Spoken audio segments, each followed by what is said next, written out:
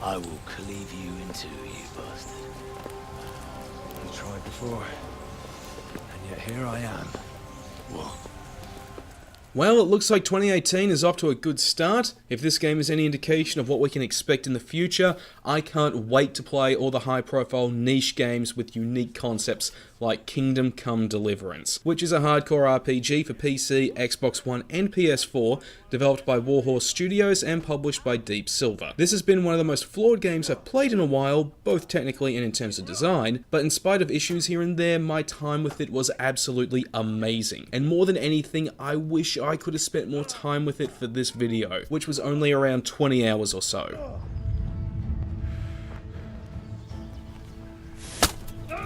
Right off the bat, Kingdom Come's most distinguishing feature is its setting. For those who don't know, it's medieval Bohemia in Eastern Europe, which is a breath of fresh air since we don't see many games in the role-playing genre do a historical setting, without also doing some fantastical or punk-style play on it. No, instead, the game sticks to what happened in the real world, and best of all, this dictates mechanics in the gameplay, thus further immersing you within the setting. But with that being said, I should mention the controversy surrounding its historical accuracy. Basically, to sum it up, some people were upset that the devs revealed there weren't going to be any black people in the game, which really makes sense given that it takes place in 13th century Eastern Europe, and if a non-white person was there, they'd most likely either be seen as a heretic or burnt as a witch. So if you're the type of person who absolutely demands that every piece of entertainment you consume is in some way representative of your demographic or a present day issue, you need to rack off because this is not the game for you. The devs are on record that when designing Kingdom Come, they went out of their way to get advice from accredited historians to make it as accurate as possible, and while I personally can't comment on how the accuracy turned out to be, I can say from a detached perspective it looks like they did a bang up job. Which makes the complaints against Kingdom Come seem all the more ridiculous because think about it. If they focused on themes like race, gender, or LGBT elements, the game would have ended up more like the Netflix series Slasher, full of fantastic moments, but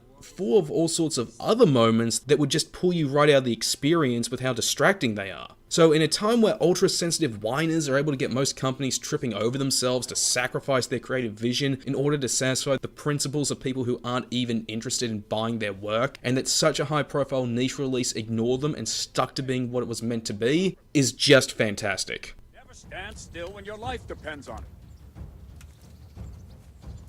Now let's talk about something that actually involves the game, its story. Move over Assassin's Creed because you've just been dethroned as the king of historical fiction in gaming. Kingdom Come's story focuses on a young man named Henry who was one of the few survivors of the destruction of his village and is now on a personal quest to recover his father's sword and take revenge on those responsible. Despite being open world, the story is very tightly focused and well told. Henry is a likable young man who comes off more as a real person than a fictional character, making the more exaggerated situations he can get into more believable, and the story is peppered with equal measures of loud sitcom style humor and genuine heartstring pulling drama. What are you waiting for, soldier? Fire the trebuchet! For king and country! For king and country, my ass. This is all good, clean, fun. Nearly as good as having that traitor in the pillory. Nearly. There are of course real-life historical figures present, and I can't speak on how accurate they turned out to be, but like Henry, they are well realised, and you'll be just as invested in them as you will be with Henry. But the quality of the writing does have one drawback, and this is in regards to the most vital aspect of an RPG experience, well, the role-playing.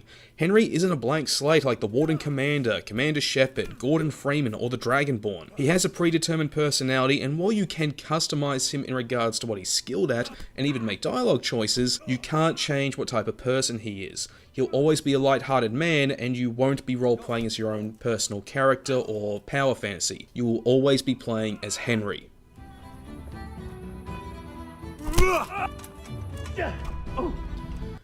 But what's a game without gameplay? And in that regard, the game showcases some great ideas that don't reach their full potential most of the time. Now, I should point out I wasn't able to see everything, And this was thanks to a massive shake-up at work back in January that has still been affecting my personal schedules to this day, so I wasn't able to get far enough to see things like the alchemy system. But from what I've heard, they are well realised and very deep. Now, as for what I saw, combat is a great place to start. Kingdom Come uses a unique hack and slash system like a first-person version of For Honor's combat. It does take some getting used to, but when you get the hang of it, it's immensely satisfying to anticipate your enemy's attacks and just go Spanish Inquisition on their asses. At least that's what it's like at first. Enemies seem to come in two core varieties: absolute pussies and the God of War. This is thanks to some of the tougher enemies attacking faster than the others, and in all fights, the opportunities to block or parry are always so brief that not even the most Japanese of people are guaranteed to get them every time. However, if combat isn't your thing, the game does tout that it's open-ended, so you don't always have to throw yourself at enemies, and that you can go down any path to complete a quest, and this is somewhat true. You can avoid or complete tougher parts in quests through dialogue checks or use stealth and stair combat to get things done. A personal highlight for me was when I waited till night and killed 2 bandits while they slept to get the trust of charcoal burners. But there are some linear sections where you do have to do things a certain way, such as with this one boss I got up to, who you have to fight all on your own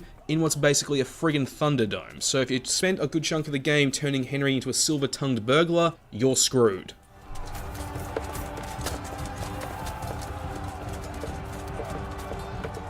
However, mechanics like archery and lockpicking have far greater problems than how the game handles choice. Archery suffers like the role-playing thanks to the historical accuracy, thanks to a lack of aiming reticule, and Henry always waving his bow like he just don't care. But at least the more you play, the more easily you can predict where the arrow will go. So it's the type of thing that you as the player get better at with practice rather than the character, whereas lockpicking is a bag of dicks. Unlike Skyrim where you pick locks through trial and error, here you have to find a sweet spot with the mouse and try to keep the mouse in the correct place while moving the tumbler. This wouldn't be so bad if it wasn't almost impossible to keep the mouse in the moving spot when there's almost no visual markers to help you out. So if nothing else, you should do this. If you're gonna mod Kingdom Come, mod these 2 mechanics first.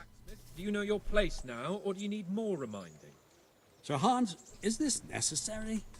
As for the open world aspects, they function more like The Witcher 3 than something like a Ubisoft sandbox. You have to explore to find the fast travel points and activities rather than having them just revealed to you by visiting a specific location. And the world is stunning to look at thanks to the bright popping colours generated by the CryEngine, and coupled with the fantastic soundtrack, you'll be more than happy to trek from one end of the map to the other. Most of the time. See, traveling can get dull thanks to a lack of emergent story or gameplay. Most of the random encounters occur when you use fast traveling, and let's say you found a cave and decided to explore it. In most other games, you'd actually find a dungeon in there with some sweet loot. Here though, it is what it is. It's just a cave. Odds are there's just going to be rocks and maybe some rotten fruit in there. So outside of the story, you've just really got to look to find the other stuff to do.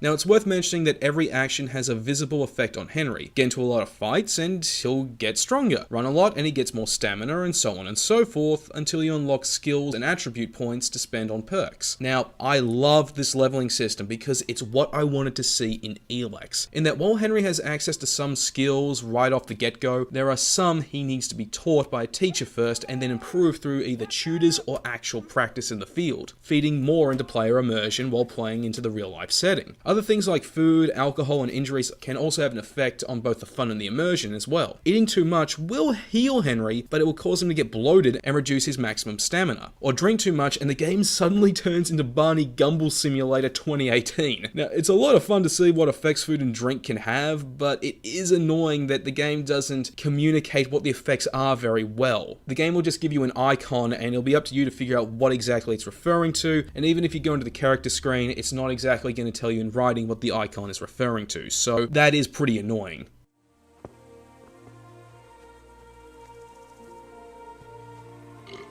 The same thing can be said about injuries. Getting wounded will reduce Henry's max health and stamina. Wearing more armor will reduce the odds of injuries, mind you, but if you don't do something to heal up before getting into a fight, you'll find yourself in a hair-tearingly harder situation. Wounds like bleeding, for instance, can be healed with bandages out of combat, but others? I'm not entirely sure how they're treated. Sometimes they're treated by just eating some food to help heal. Other instances, they've been healed through sleeping, and in other cases by going to an NPC that can heal you. It's annoyingly inconsistent that this wasn't exactly well communicated to me, but then again it might be a fault of my own. But either way, if you get wounded in this game, make sure you heal yourself up as soon as you can.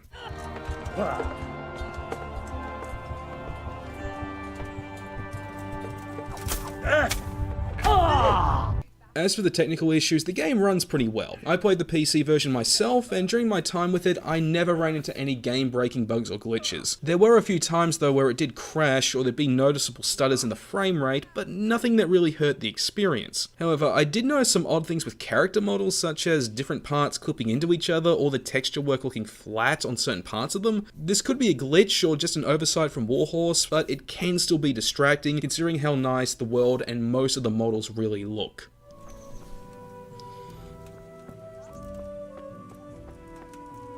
All in all, Kingdom Come Deliverance is a fun RPG experience that's full of great ideas that aren't able to reach their full potential. Its adherence to historical accuracy and its effect on the gameplay is both a boom and a hindrance, and will definitely put some people off. But for those willing to take the plunge, they will find a hard yet rewarding historical experience that's a positive indicator for 2018.